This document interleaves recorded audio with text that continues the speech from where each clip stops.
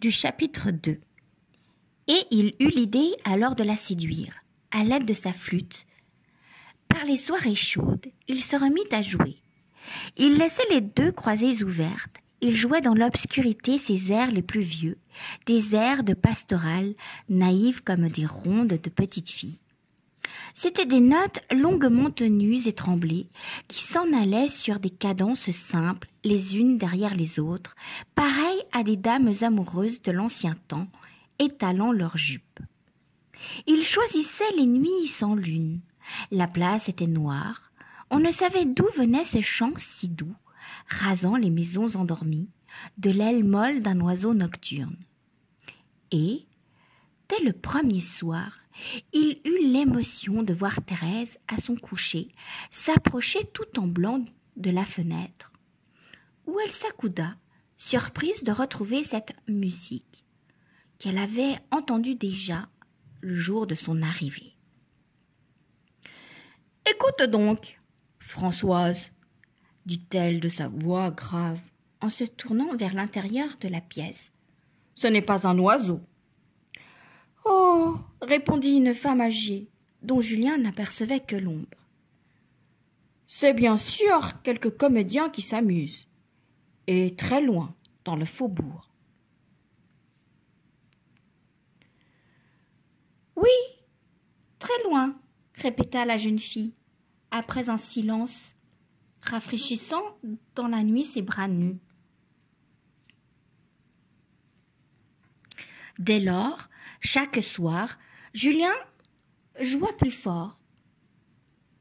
Ses lèvres enflaient le son, sa fièvre passait dans la vieille flûte de bois jaune, et Thérèse, qui écoutait chaque soir, s'étonnait de cette musique vivante, dont les phrases, volant de toiture en toiture, attendaient la nuit pour faire un pas vers elle.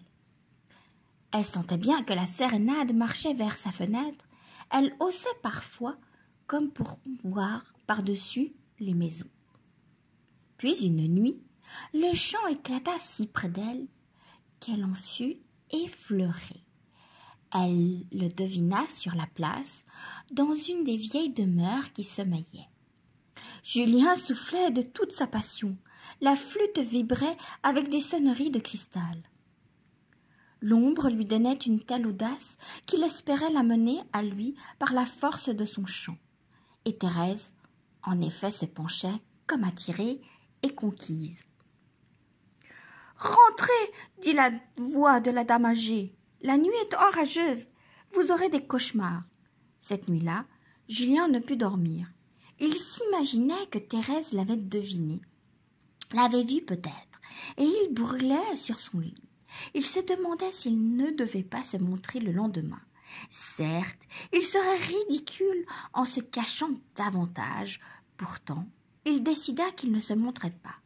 Et il était devant sa fenêtre, à 6 heures, en train de remettre sa flûte dans l'étui, lorsque les persiennes de Thérèse s'ouvrirent brusquement. La jeune fille, qui ne se levait jamais avant 8 heures, parut en peignoir, s'accoudant, les cheveux tordus sur la nuque. Julien resta stupide, la tête levée, la regardant en face, sans pouvoir se détourner, tandis que ses mains gauches essayaient vainement de démonter la flûte. Thérèse aussi l'examinait, d'un regard fixe et souverain.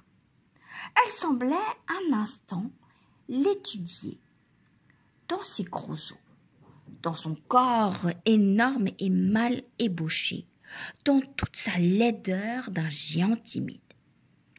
Et elle n'était plus l'enfant fiévreuse qu'il avait vue la veille. Elle était hautaine et très blanche, avec ses yeux noirs et ses lèvres rouges. Quand elle l'eut jugé, de l'air tranquille dont elle se serait demandé si un chien sur le pavé lui plaisait ou ne lui plaisait pas, elle le condamna d'une légère moue. Puis, tournant le dos, sans se hâter, elle ferma la fenêtre.